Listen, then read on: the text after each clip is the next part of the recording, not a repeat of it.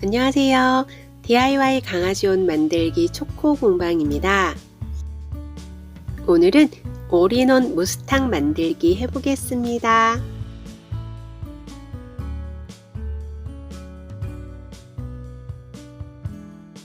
이번에 만들어 볼 올인원은 등에 지퍼가 있고 하네스 연결고리가 있는 스타일입니다. 올인원 패턴을 원단에 대고 그려주시고요. 괄호 안에는 시접 사이즈가 적혀 있습니다. 강아지 무스탕 올인원 패턴 수정하는 방법은 바로 뒤에 나옵니다. 우선 지난번에 그려보았던 올인원 패턴을 준비해 주시고요.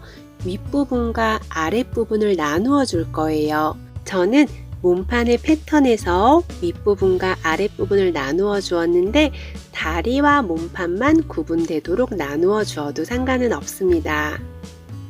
저는 몸판 끝에서 5에서 6cm 올라온 부분을 절개해 주었고요. 우리 옆선도 조금 줄여 줄 거예요. 외출복으로 입을 경우 배 부분이 뜨게 되면 그쪽으로 찬바람이 들어가기 때문에 옆선을 좀 줄여 줄 거고요. 옆선을 기준으로 등판과 앞판으로 1cm씩 줄여줍니다.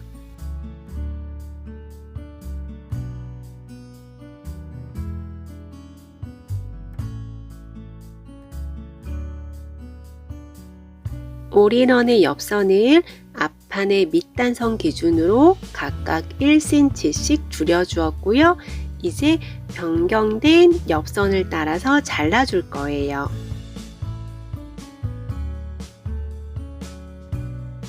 우선 기존의 옆선을 따라 잘라주었고요. 변경된 옆선 마저 잘라줍니다. 옆선을 수정한 앞판을 등판에 변경된 옆선에 맞춰주시고 아랫부분을 변경된 옆선에 맞춰서 수정해 줍니다.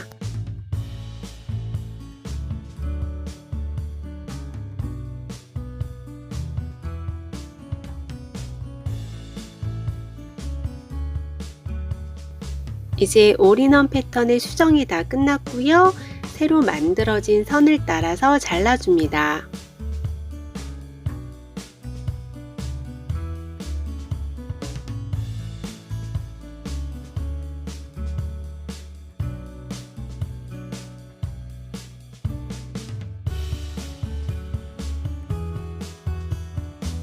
무스탕 올인원을 만들기 위해 필요한 패턴입니다. 수정된 패턴으로 재단해 주시고 아랫부분 고무줄이 들어가는 부분은 시접 1.5cm 넣어줍니다. 바지 식서 방향 확인해 주시고 소매단과 바지단에 시접 1.5cm 넣어줍니다. 하네스 고리 먼저 만들어 볼 텐데요. 링을 밴드 가운데 끼고 박음질 해줍니다. 무스탕 원단은 두껍고 올이 풀리지 않기 때문에 고리 밴드를 원하는 사이즈대로 바로 잘라서 만들어 줄 수 있습니다.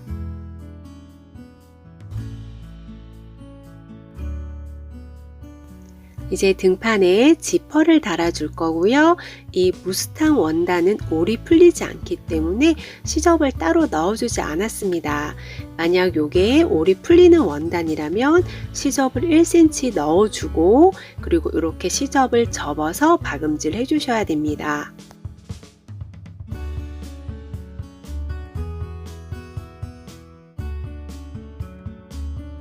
무스탕은 원단은 두껍지만 필요에 따라 시접을 넣지 않아도 되는 장점이 있습니다. 지퍼를 달아줄 때는 지퍼 머리 있는 부분은 박음질이 힘들기 때문에 박음질 된 부분으로 지퍼를 올려놓고 하시면 편리합니다. 아니면 아예 이렇게 지퍼를 양쪽으로 분리하고 박음질 하셔도 됩니다. 지퍼 박음질이 끝나면 지퍼 안쪽에 지퍼 받침대를 하나 달아줄 텐데요. 아이들이 지퍼를 여닫을 때 털이 끼는 경우가 있기 때문에 그것을 방지하기 위해서 달아주겠습니다.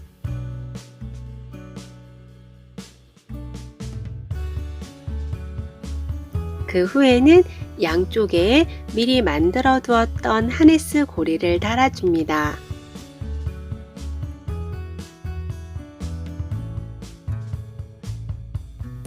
먼저 지퍼 받침을 달아줍니다.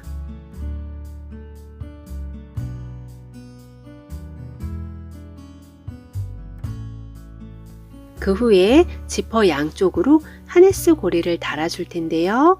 이때 지퍼 받침이 같이 박음질 되지 않도록 주의해 주세요.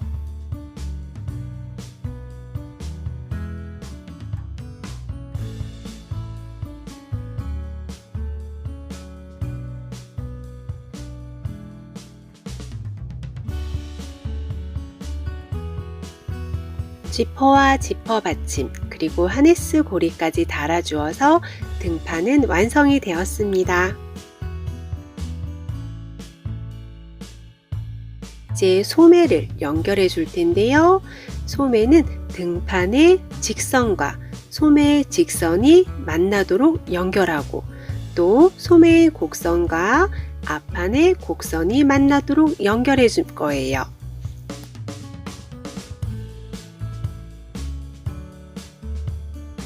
일반적인 옷은 조금 전에 보여드렸던 방법으로 연결해 줄 건데 이거는 무스탕 원단이라 반대로 달아줄 거예요. 겉과 겉끼리 만나도록 해주는 것이 아니라 안과 안끼리 만나도록 박음질 해줍니다. 안끼리 마주 보도록 놓고 박음질을 하게 되면 시접이 바깥으로 나오게 됩니다. 이렇게 하나의 모양처럼 보이게 되고요. 무스탕은 절개를 어느 부위에 하냐에 따라서 옷의 디자인이 많이 달라질 수 있기 때문에 원하시는 대로 절개를 넣어 주실 수 있습니다. 소매를 연결해 주었더니 앞판과 등판 그리고 소매가 하나로 연결되었고요. 이제 옆선을 연결해 주겠습니다. 소매는 소매 옆선끼리 만나도록 놓고 몸판은 몸판 옆선끼리 만나도록 해줍니다. 이때 진동둘레 박음질 선을 기준으로 연결해 주시면 됩니다.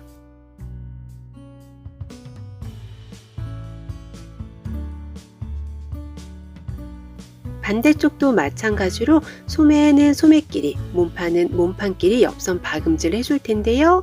원래 박음질 하던 방법대로 겉과 겉끼리 만나도록 놓고 박음질 해주셔도 상관은 없습니다. 저는 무스탕 올인원을 안끼리 마주 보도록 놓고 소매와 몸판 옆선 한 번에 이어서 박음질 해주었습니다. 이때 진동둘레 시접은 가름솔 해줍니다. 소매단에는 시접을 1.5cm 주었고요. 보시는 것처럼 시접을 바깥으로 접어서 모양을 내주었습니다. 이렇게 해서 윗부분은 다 완성이 되었고요. 이제 바지와 연결해 주겠습니다. 바지는 양쪽으로 2장을 재단했고요. 가운데 부분을 박음질 해줄 텐데 이렇게 안끼리 마주보고 박음질 하셔도 되고 아니면 원래처럼 겉끼리 마주보고 박음질 해주셔도 상관없습니다.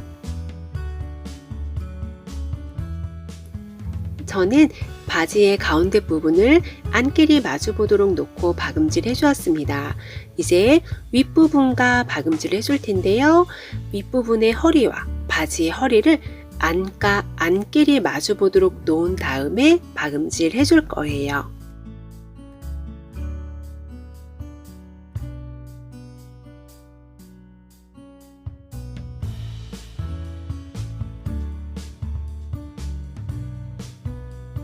처음에 패턴을 그릴 때 허리 라인을 따라서 절개해 주었습니다. 그 선을 등 부분과 바지로 나누어 주었는데요. 그 두 부분을 안끼리 마주 보도록 놓은 다음에 박음질 해줍니다. 이때 바지 가운데의 시접은 가름솔 해줍니다.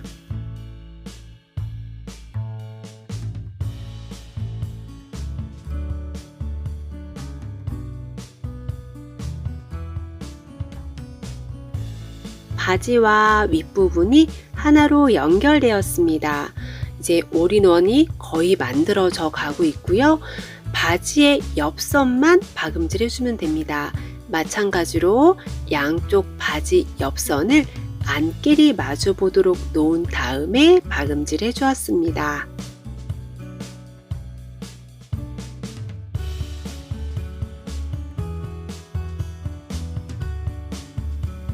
바지 옆선도 일반 원단일 경우는 겉길이 마주 보도록 맞대어 준 다음에 박음질 하시면 되시고요. 무스탕은 시접이 밖으로 나오는 게 예쁘기 때문에 저는 안길이 마주 보도록 놓고 박음질 해주었습니다. 바짓단 시접도 마찬가지로 1.5cm를 넣어주어서요. 이렇게 바깥으로 접어서 모양을 내주었습니다.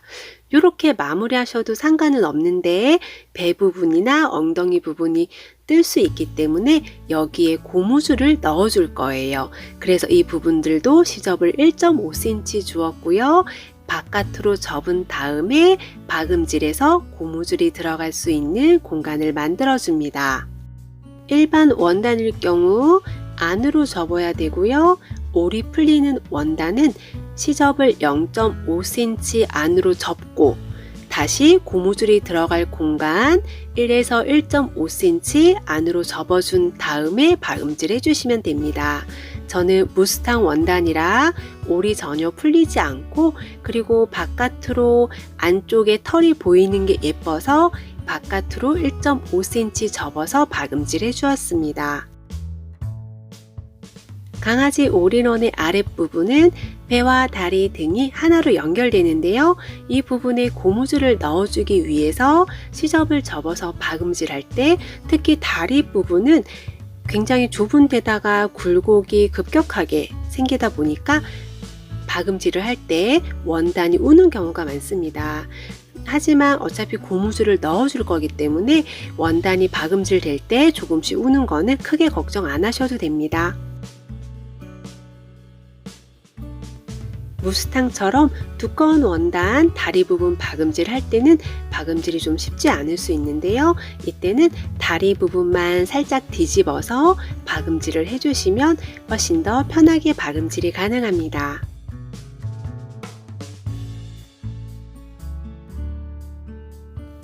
박음질이 한 바퀴 돌아서 원래 시작했던 부분에 다 와가는데요. 우리가 고무줄을 껴주기 때문에 시작했던 부분 1, 2cm 전에 마무리 해줍니다. 아랫부분 박음질이 모두 끝났고요. 우리가 고무줄을 넣기 위해서 구멍을 남겨두었는데요. 그 구멍을 통해서 고무줄을 껴줍니다.